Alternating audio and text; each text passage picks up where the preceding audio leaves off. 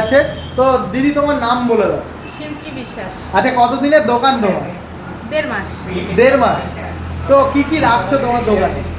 আমার দোকানে fried rice হবে। আচ্ছা, এই মাস শেষ তো, হ্যাঁ। তাহলে আমরা কি খাবো? বাসন্তী পোলাও আছে।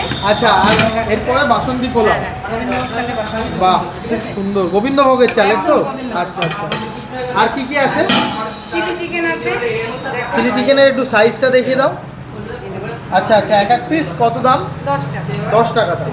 আচ্ছা, আর যদি আচ্ছা দিদি, যদি এই যে তোমার গোবিন্দভোগের যে বাসন্তী পোলাও, এটা যদি আলাদা কেউ নিতে চায় তাহলে কি দাম? 40 টাকা। 40 টাকা হ্যাঁ। এক বোল। এক বোল। আর যদি আছে এই ফ্রাইড রাইসটা হচ্ছে তোমার হচ্ছে 45 টাকা। 45 টাকা। আচ্ছা, আর কি কি রাখছো তুমি? চিকেন কষা আছে। চিকেন কষা। চিকেন কষার সাইজ কি আছে দিদি? কেমন সাইজ? 35-40 35-40